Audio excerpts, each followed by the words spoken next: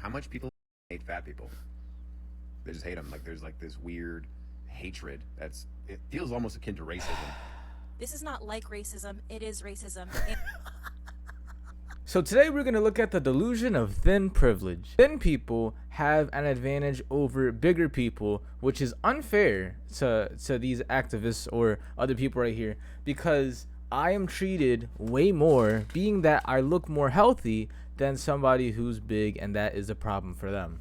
Just because I am thin, thin privilege, I'm not fat, I'm not huge, I shouldn't be able to be treated so kindly compared to other big people not getting treated so kindly. That's thin privilege. So we are getting, I guess, downgraded, or we're getting pretty much pressed because we're too thin compared to somebody who is overweight.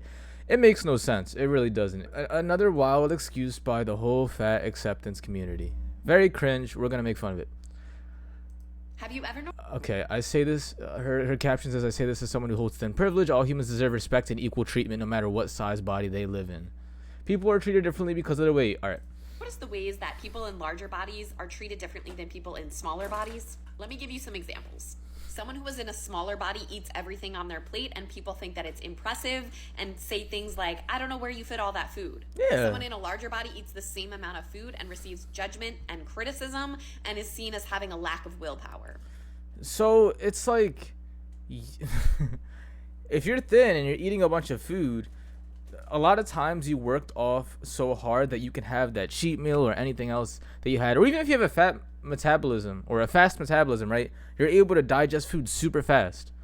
That's not a problem. You can still eat a whole bunch of food and it's not going to affect you. That's just how life is. Some people are blessed with that. Some people are not. Some people are blessed with being tall. Some people are not blessed with being tall. Some people, I don't know, have longer noses. Some people have smaller noses. It's like people have different things about them, and the whole fast metabolism is one of those random features that somebody may have. But even if they have that, it's like they're not at a greater risk of heart disease and stuff compared to somebody who's 300, 400 pounds, even though they're eating the same way. Yes, they could be a lot more unhealthy compared to if they just ate normal, but still, they aren't at a greater risk. And on top of that, somebody who's really huge, they are constantly eating that amount of food over and over and over. And you can see by the way their body looks. 99.9% of all these people don't just get huge by eating regular or not even eating as much food. They don't. They get huge because they're eating 5-6 meals a day, or they're picking foods that are not good for them, and they get big. So it's like, it might not be totally fair. It is pretty fair in my opinion. The only fast metabolism thing may be a little unfair, but that's just life. So we're not going to appreciate somebody saying, yeah, okay, you eat a bunch of food and you're 300 pounds. No. There's no reality where that should happen. You're just going to help them, end quicker. People were commenting, telling me that I should not post about being in a smaller body What? because it's triggering. I'm not even gonna lie, this post really pissed me off. I love this creator, but this post just screams ignorant. The amount of thin privilege to get on here and be like, why would me losing weight in ED recovery be triggering to you? Are you kidding me? I don't get it. And maybe it's because for most people that start ED recovery, they will gain weight.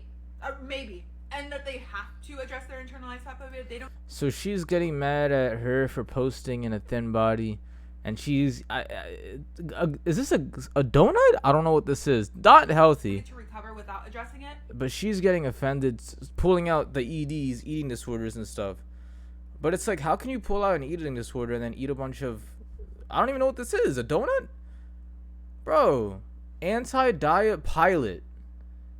Anti-diet culture, and you're eating a bunch of food. This is ridiculous.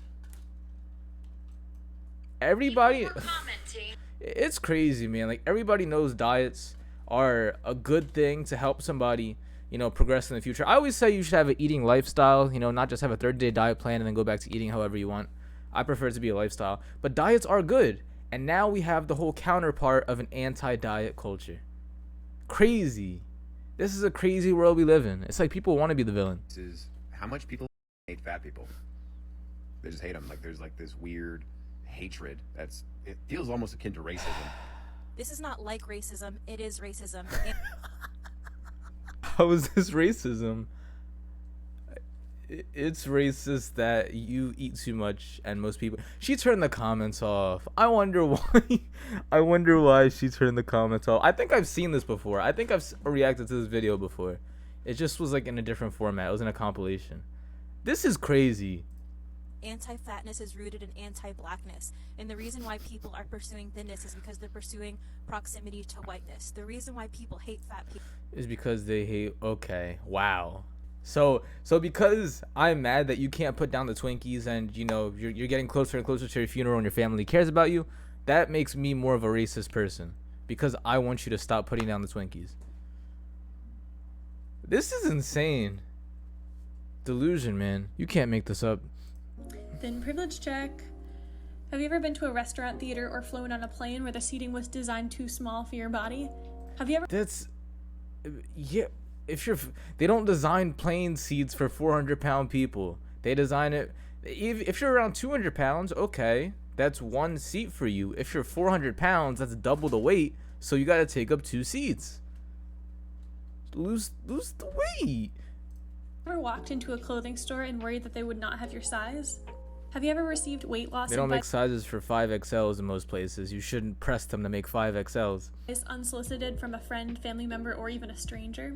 Have you ever been to the doctor for a health issue and been prescribed weight loss? Weight loss advice, like they're trying to help you. Weight loss advice. Nobody really gives me a bunch of weight loss advice. Maybe they give me like gym advice and stuff, or like ways. Even like I was asking advice for somebody else too, because I was like into fitness and they were into fitness, and we were just having a genuine conversation. But it's like it wasn't. I never really get told in a negative manner to lose weight or that I'm too weak or anything like that, because they know that I'm constantly on that. And I don't look bad at all. So it's like, I don't know. They're trying to help. They're trying to help you because they see that you have a problem and you're not fixing it on your own. So they're trying to help you. And you're making fun of them on TikTok and the comments are turned off. I wonder why. As a treatment? Have you ever had a misdiagnosis because of your size? Have you ever been turned away from IVF, adoption? Misdiagnosis because of your size. You know, eating bad leads to depression, right? Eating bad does lead to depression. You get more headaches and you feel horrible about yourself and you don't like the way you look. You get more depressed because you eat bad. So instead of you or the doctor saying eat healthier and lose weight and you'll be less depressed, they're like, no, I want you to diagnose me with a depression disorder, and then on top of that you should give me pills to cope with my depression because I can't control it. It's cringe. It really is cringe. Like, you're depressed because you're 500 pounds and you don't want to change it. Hi, I'm Rihanna, and I have thin privilege. I will never know what it's like to be in a bigger body and to be put down all the time. But from posting myself, I can only imagine that the hate is so much worse. But I do want to remind you of something. Just because I have thin privilege doesn't mean I love my body. I have insecurities. We all do. Every body is beautiful. Hi. Yeah, I mean, you can still be pretty thin and ugly, so I understand that. Or you could be thin and not defined. I mean, she's thin. I don't think women need to be as defined as men. You know, men, they usually have, like, they have to be muscular and super strong and athletic, and women, they just need to be thin. Like, men usually don't ask for any much requirements, just don't look like a pig. But yeah, of course, people can be insecure about their bodies still. But at the same time, it's different, you know? Because even if you don't like your body and you're still decently healthy, you can change that mentally. It's just something you got to change mentally. You got to mentally fix yourself and enjoy the way you look. But with somebody who's huge, you can change it mentally. Like, okay, yeah, I look great. I should feel better about myself. And you're still going to die of heart disease. You're still, your funeral is still pressing on by the day. And you're not doing anything about it. You don't see old fat people. You don't see fat people at their 80s, and there's a great reason, or there's a very obvious reason why that is. But hey, man, thin privilege, it does exist. It's very cringe. End of the day, stop being fat.